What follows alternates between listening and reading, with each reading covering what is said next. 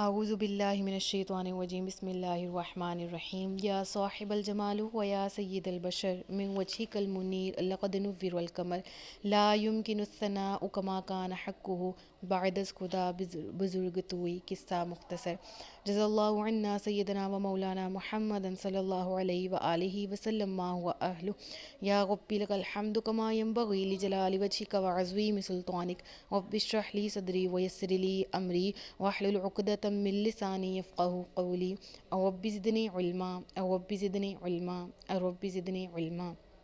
السلام علیکم ورحمۃ اللہ وبرکاتہ۔ میں حافظہ افرا جاوید اسلام آپ سب لوگوں سے مخاطب ہوں اپنے یوٹیوب چینل انفینٹ اسلام میں۔ آپ سب لوگوں کو خوش آمدید کہتی ہوں۔ امید کرتی ہوں آپ سب لوگ خیریت سے ہوں گے، زندگی پرسکون پراطمینان اور ایمان بالخیر گزر رہی ہوگی۔ سورۃ آل عمران اردو ترجمہ اور تفسیر، اس کے تیسرے پارے تک 91 تک ہم گزشتہ اسباق میں پڑھ چکے ہیں۔ آج کے سبق میں آیت نمبر 92 سے آغاز کریں گے اور چوتھے پارے کا یہاں سے الحمدللہ آج سے آغاز کیا جا رہا ہے۔ تو آیت نمبر 92 ہے لن تنالوا البر حتى تنفقوا مما تحبون وما تنفقوا من شيء فإن الله به علیم۔ تم ہرگز بھلائی کو نہیں پا سکو گے جب تک راہ خدا میں اپنی پیاری چیز خرچ نہ کرو، اور تم جو کچھ خرچ کرتے ہو اللہ اسے جانتا ہے۔ سبحان اللہ۔ تو اس پارے کا آغاز کتنی پیاری آیت سے کیا جا رہا، مسلمانوں کو کتنی پیاری ترغیب تلقین کی جا رہی ہے، کیا کہ اے مسلمانوں ایمان لا کر نیک اعمال، اور نیک اعمال میں خصوصاً صدقات خیرات سے بے نیاز نہ ہو جاؤ۔ اصل چیز تقویٰ ہے، اور پوری کامیابی وہ ہے جو انسان جنت میں چلا جائے گا، یعنی جنت حاصل کر لینا اصل کامیابی، لیکن اس کے ساتھ ساتھ رضائے الہی حاصل کرنے کا ذریعہ رب العالمین نے یہاں ارشاد فرمایا کہ تم ہرگز بھلائی تک نہیں پہنچ سکو گے، ہرگز ابدی کامیابی تک نہیں پہنچ سکو گے، ہرگز رضائے الہی تک نہیں پہنچ سکو گے جب تک، اس وقت تک تم نہیں یہ سب کچھ پا سکتے جب تک کہ اپنی پیاری چیزوں میں سب سے زیادہ جو پیاری چیز ہے اسے راہ خدا میں خرچ نہ کر دو۔ اللہ اکبر۔ یعنی ہر چھوٹی بڑی چیز جتنی، اس سے یہ مراد نہیں ہے کہ راہ خدا میں زیادہ پیسے دیے تو زیادہ ثواب، کم دیے تو کم ثواب۔ اخلاص کی بات کی جا رہی، محبوب چیز کی بات کی جا رہی۔ محبوب چیز ضروری تو نہیں ہے مہنگی بھی ہو، محبوب سے مراد پسندیدہ چیز ہوتی ہے۔ اب اس کی قیمت آپ کے دل میں بہت ہے، لیکن آپ اس کو رضائے الہی کی خاطر اللہ کے بندوں میں خرچ کر دیتی ہیں، اللہ کی راہ میں خرچ کر دیتے ہیں، تو رب العالمین فرما رہا ہے کہ اس کا بہت زیادہ اجر و ثواب ہے۔ دیکھیں نا، حدیث شریف میں آیا کہ جب یہ آیت نازل ہوئی نا تو حضرت ابو طلحہ اٹھ کر بولے یا رسول اللہ صلی اللہ علیہ وآلہ وسلم، میرے پاس بہت پیارا مال ہے، یعنی میرا باغ ہے۔ ان کے باغ کا نام تھا بیرحا۔ آپ نے کہا میرے پاس بہت پیارا باغ ہے، میں اس کو اللہ کی راہ میں ابھی اسی وقت خیرات کرتا ہوں، تو آپ جہاں چاہیں وہیں اسے صرف فرما دیں۔ تو رسول پاک صلی اللہ علیہ وآلہ وسلم نے ارشاد فرمایا بہت خوب۔ چنانچہ آپ نے وہ باغ ابو طلحہ کے رشتہ داروں پر وقف کر دیا۔ یہ جو حدیث ہے وہ مسلم شریف کی بھی ہے، بخاری شریف کی بھی ہے، اور تفسیر خازن وغیرہ میں بھی ہے۔ تو حضرت زید ابن حارثہ رضی اللہ تعالیٰ عنہ کے بارے میں ہے کہ جب یہ آیت نازل ہوئی تو انہوں نے اپنا نہایت نفیس گھوڑا، بارگاہ شریف میں وہ اپنا نفیس گھوڑا لے کر آئے جس کا نام سیل تھا، سین یہ لام، اور عرض کیا کہ یہ اللہ کے لیے صدقہ ہے۔ حضور صلی اللہ علیہ وآلہ وسلم نے وہ گھوڑا انہی کے بیٹے اسامہ ابن زید کو دے دیا۔ زید بولے یا رسول اللہ صلی اللہ علیہ وآلہ وسلم، میری نیت صدقہ کی تھی، تو آپ نے فرمایا رب نے تمہارا صدقہ قبول فرما لیا ہے۔ سبحان اللہ۔ اس حدیث سے ہمیں کیا بات پتہ لگتی ہے کہ بہترین صدقہ والدین پر، گھر والوں پر خرچ کرنا بھی ہے۔ اس سے یہ مراد ہرگز نہیں ہے کہ باہر والوں کو نہ دیکھا جائے اور گھر والوں کی ہی بس خواہشات کا خیال رکھا جائے، یعنی کہ جب صدقہ دیا جائے تو سب سے پہلے والدین کا حق آتا ہے۔ اگر وہ ضرورت مند نہیں ہیں تو پھر اپنی فیملی ممبرز میں بہن بھائیوں کا آتا ہے، پھر رشتہ داروں کا آتا ہے، ہمسایوں کا حق آتا ہے. تو اس طرح پھر جس کو چاہیں. ہمارے ہاں بدقسمتی سے باہر بہت واہ واہ لوگوں نے کروائی ہوتی ہے، باہر کے لوگوں میں بہت اچھے ہوتے ہیں، لیکن اپنے جو ضرورت مند بہن بھائی ہوتے ہیں، خاص طور پر جو بہن بھائی ساتھ پلے بڑے ہوتے ہیں شادیوں کے بعد، ہر ایک کو اپنے اپنے حالات کا سامنا کرنا پڑتا ہے. کسی کو رزق کے مسائل ہوتے ہیں، کسی کو کسی طرح، کسی کو رہائش کا مسئلہ. تو پھر ان کو نہیں دیکھا جاتا، غیروں کے پاس پہلے جایا جاتا ہے. تو دین کیا کہتا ہے؟ پہلے اپنے ماں باپ بہن بھائی دیکھو، رشتہ دار دیکھو، اور پھر باہر کی دنیا کی طرف جائیں، دوسرے لوگوں کی طرف جائیں. ہاں آپ کو ضرورت مند نظر آتے ہیں، آپ سب کی مدد کریں، لیکن اپنی فیملی کو، اپنے گھر والوں کو نہ بھولیے. تو اس سے پتہ لگا کہ حضرت زید نے کیا کیا؟ صدقے کی نیت کی، گھوڑا دیا، لیکن رسول اللہ نے ان کے ہی بیٹے کو دے دیا. تو اس سے پتہ یہ لگا کہ بیٹا ضرورت مند تو تھا، آپ نے صدقہ دیا اور وہ صدقہ قبول بھی فرما لیا گیا اور بیٹے کی ضرورت بھی پوری ہو گئی. تو بہرحال اس آیت سے جو درس ہدایت ہمارے پاس آتا ہے، جو درس ہدایت سیکھنے کے لیے ہمیں ملا، وہ یہ ملا کہ ہر بلائی حاصل کرنے کے لیے اپنے محبوب مال میں سے بعض حصہ خیرات ضرور کرنا چاہیے، لیکن بارگاہ الہی کو حاصل کرنے کے لیے اپنی ساری محبوب چیزیں قربان کرنا پڑیں گی. اور ہر شخص کے لیے، میرے اور آپ کے لیے شاید سب سے زیادہ جو ہم جس کو بہت پریفر کرتے ہیں، وہ ہماری اپنی انا ہوتی ہے، اپنا نفس ہوتا ہے، کہ ہم کہتے ہیں ہم نے اس کو نہیں کہیں کوئی ٹھیس پہنچانی. حالانکہ رب کی رضا کے لیے سب سے پہلے اسی کی قربانی دینا ضروری ہوتی ہے. اپنی میں کو ختم کرنا ہوتا ہے، اپنے نفس کو مارنا ہوتا ہے، تبھی اللہ کی بارگاہ تک رسائی حاصل کی جا سکتی.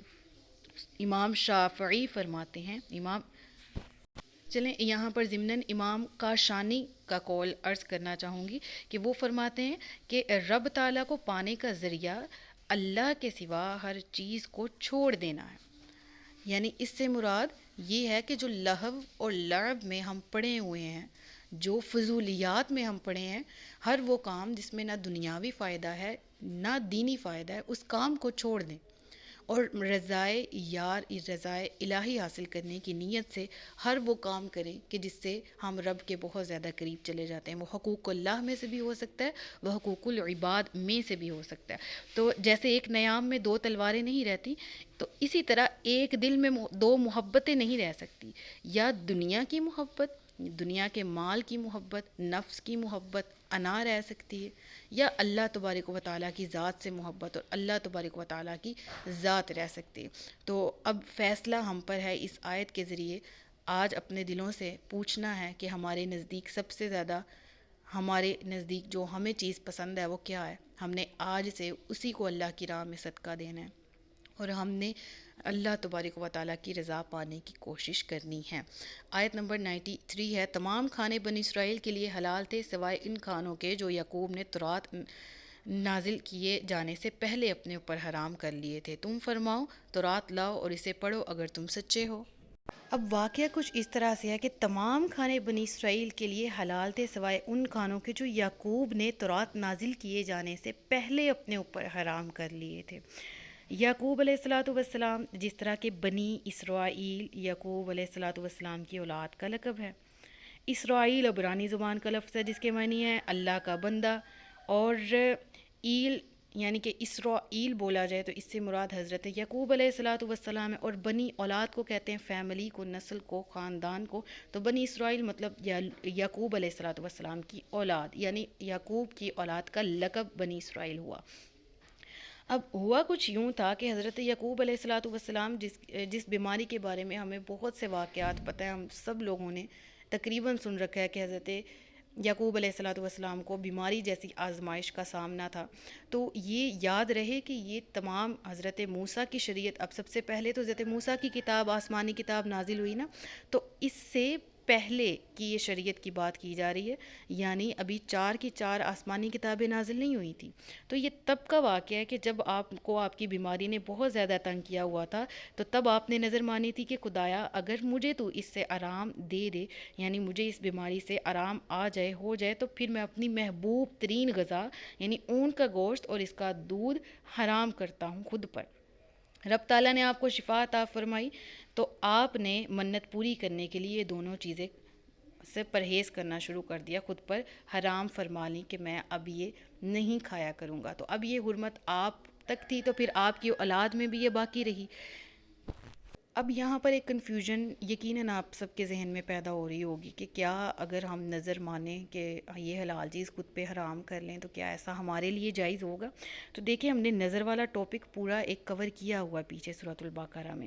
یہاں یاد رکھا جائے کہ جیسے اسلام میں غیر ضروری عبادت کو اگر ہم نظر مان لیتے ہیں کہ ہم یہ کام کریں گے تو وہ ضروری کر لیا جاتا ہے نا، اور وہ فرض ہو جاتی ہے کہ اگر منت مانی ہے تو اس کو پھر پورا کرنا ہے، سوائے اس کے جو حرام اور معصیت یعنی گناہ کے کاموں پر مبنی منت مانی ہو کہ یہ گناہ کا کام کریں گے وہ نہیں کرنا ہے، اس کے علاوہ پوری کی جائے۔ تو بہرحال ایسے ہی جو ان کے دین تھے نا، جو شریعت موسیٰ علیہ الصلوۃ والسلام یعنی ان پر کتاب نازل ہونے سے پہلے کی شریعتیں تھیں، ان دینوں میں حلال چیزوں کو حرام کرنے کی نظر مانی جاتی تھی، ٹھیک ہے، اور وہ شے شرعاً حرام ہو جاتی تھی جو نظر میں مانی جاتی تھی۔ لیکن آج شریعت محمدی میں ہمیں قرآن میں یہ درس دیا جاتا ہے کہ خود سے اللہ کی حلال کردہ چیزوں کو خود پر حرام نہ کرو اور نہ کہو، اور نہ ہی اللہ کی حرام کردہ چیزوں کو خود پر حلال سمجھو اور امت کے لیے حلال سمجھو، ٹھیک ہے۔ تو یہ اس شریعت کی بات کی جا رہی ہے جو موسیٰ سے بھی پہلے یعنی بہت پرانی حضرت یعقوب علیہ الصلوۃ والسلام کی۔ تو یاد رہے یعقوب علیہ الصلوۃ والسلام سے پہلے دیگر انبیاء کرام کے دینوں میں تقریباً وہ سارے جانور اور سارے کھانے حلال تھے جو اسلام میں موجودہ شریعت میں حلال ہیں۔ یعقوب علیہ الصلوۃ والسلام کے زمانے سے ان پر اور بنی اسرائیل پر اونٹ کا گوشت اور دودھ حرام ہوئے، جس کی تفصیل ابھی میں نے آپ کو بتا دی، اور شریعت موسیٰ علیہ الصلوۃ والسلام تک یہی حال رہا۔ اور موسیٰ علیہ الصلوۃ والسلام پر جب تورات نازل ہوئی اور بنی اسرائیل جو ہے وہ سرکشی کرتے رہے، اور ہم نے اس کے بارے میں بھی ڈیٹیل پڑھی، اور آگے بھی قرآن مجید میں ہے کہ ان کی سرکشی کے، ان کی نافرمانی کے سبب بطور سزا بھی ان پر بہت سی طیب چیزیں حرام کر دی گئی تھیں، بہت سی پاکیزہ چیزیں ان کی سزا کی وجہ سے ان پر حرام کی گئی تھیں، جس طرح کہ انہیں ہفتے کے دن شکار حرام کیا گیا، جس کے بارے میں ہم نے موسٹ ریسنٹ پڑھا ہے پہلے سپارے میں، ٹھیک ہے۔ اسی طرح جب انہوں نے شکار کر لیا تو عذاب الہی آ گیا، صورتیں منسوخ ہو گئیں، ٹھیک ہے۔ تو اس طرح بہت سی آگے میں کچھ مثالیں اس وجہ سے ابھی نہیں دے رہی کہ وہ ابھی ہم نے پڑھی نہیں ہے، اگر ہم اس کے بارے میں تھوڑا سا ذکر پڑھ لیں گے تو شاید غلط کنسیپٹ لے لیں ہم اپنے ذہنوں میں، تو اس وجہ سے جب وہ قرآن مجید میں جہاں پر ذکر آئے گا ان کا وہاں پر تفصیلاً پڑھ لیں گے۔ ابھی اتنا ہی میں نے آپ کو بتایا جتنا ہم پیچھے پڑھ کے آ چکے ہیں، ان میں سے کچھ امپورٹنٹ، جس طرح ہفتے کے دن ویسے تو حلال ہی ہے شکار کرنا، ٹھیک ہے، لیکن ان پر کیوں حرام کیا گیا؟ نافرمانی تھی ان کی اور ان کی اپنی آزمائش بھی تھی اس میں۔ بہرحال رب تعالیٰ نے اس آیت میں ان کی حماقت، بے وقوفی ظاہر فرماتے ہوئے یہاں پر فرمایا کہ بے وقوفو، یہ تو سوچو کہ نزول تورات یعنی کہ حضرت موسیٰ کے زمانے سے پہلے سوائے اونٹ کے گوشت کے اور اس کے دودھ کے اور کون سی چیز حرام تھی جو شرعاً حرام کی گئی ہو؟ باقی تو جو چلتا موسیٰ علیہ الصلوۃ والسلام کا دور تھا اس سے پہلے یہ اونٹ کا جو گوشت اور اس کا دودھ ہے، ان دونوں کی حرمت بھی یعقوب علیہ الصلوۃ والسلام کے حرام فرما لینے سے ہوئی تھی، اور ان کی بیماری کی جو نظر تھی اور اس سے پہلے جو ان کی نظر انہوں نے جو مانی تھی خود، اس سے پہلے بھی یہ حرام نہیں تھی۔ اور اگر ان چیزوں کی حرمت کے بارے میں یہ جو ہم نے ابھی جانا اور یہ تھوڑا سا ہماری انفارمیشن میں اس کے حوالے سے اضافہ ہوا جو میں نے مختصراً بیان کیا ہے، تو اس سے پتہ چلتا ہے کہ علم تاریخ بھی بہترین علم ہے، کہ کبھی اگر ہم تاریخ کو پڑھیں تو اس سے ہمیں دین میں مدد ملتی ہے، کہ قرآن کریم کے نزول سے پہلے کے تاریخی واقعات کے بارے میں ہمیں علم ہوتا ہے، پچھلی شریعتوں کے بارے میں ہمیں علم ہوتا ہے، اور بہت کچھ جاننے کو اور سیکھنے کو ملتا ہے۔ گو کہ حضرت ابراہیم علیہ الصلوۃ والسلام کی شریعت کے کون سے عوامل ہماری شریعت میں آج بھی موجود ہیں، اور کون سے موسیٰ علیہ الصلوۃ والسلام سے پہلے بنی اسرائیل کی شریعت کے، جس طرح میں نے ابھی بیان کیا، تقریباً سارے ہی وہ حلال جانور اور حلال کھانے جو ان پر حلال تھے ہم پر بھی وہی حلال ہیں۔ تو پھر یہودی جو یہ کہتے تھے کہ حضور صلی اللہ علیہ وسلم نے، ابھی آیت نمبر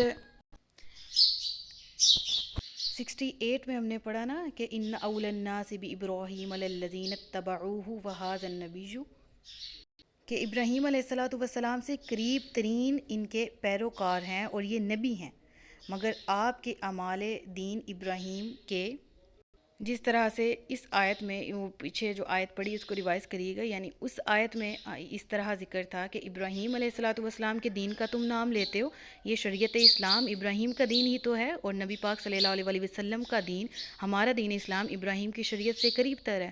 تو یہودیوں نے یہ پروپیگنڈا شروع کیا اور یہ سوالات اور یہ اعتراضات اٹھائے۔ انہوں نے کہا کہ آپ کہتے ہیں کہ دین اسلام دین ابراہیمی کے قریب ترین ہے، تو اگر دیکھا جائے تو آپ کے اعمال دین ابراہیمی کے خلاف ہیں۔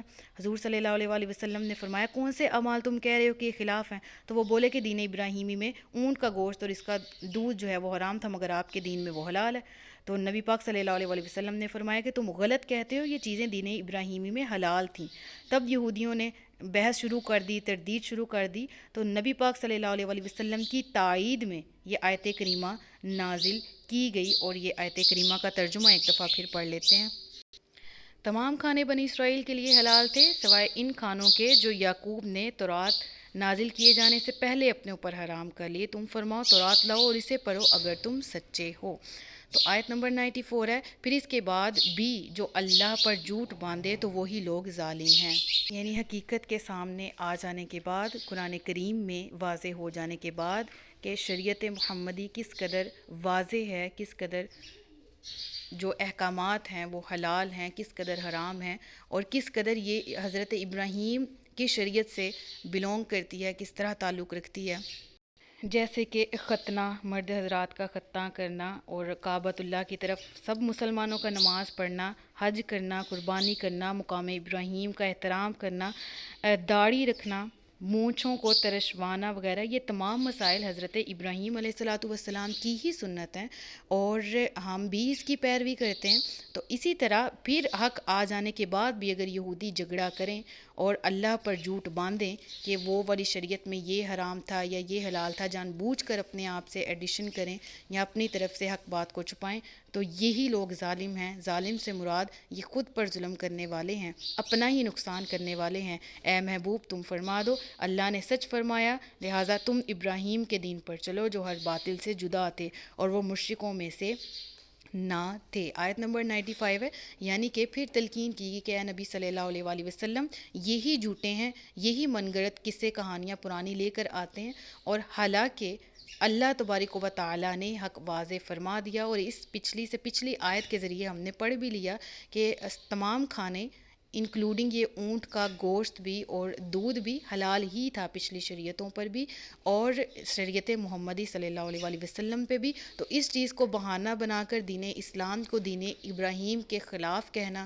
یا یہ کہنا کہ یہ دین اسلام برحق دین نہیں ہے، تو یہ ان کی اپنی یہودیوں کی نالائکی ہے، اس میں دین اسلام کا کوئی نقصان نہیں ہے۔ لہٰذا آپ دین ابراہیم کی ہی پیروکار ہوں اور اسی شریعت پر چلیں جو کہ حنیف تھے، یعنی باطل سے جدا تھے، برحق تھے، وما کان من المشرکین، اور وہ مشرکوں میں سے نہ تھے۔ صدق اللہ العلی العظیم وصدق رسولہ النبی الکریم ونحن علی ذلک من الشاہدین والشاکرین وما علینا الا البلاغ المبین۔ بے شک سچ فرمایا اللہ نے جو عظمت والا ہے۔ اپنا خیال رکھیے گا، مجھے دعاؤں میں یاد رکھیے گا۔ تاجدار ختم نبوت زندہ باد، پاکستان ہمیشہ زندہ باد۔ السلام علیکم ورحمۃ اللہ وبرکاتہ۔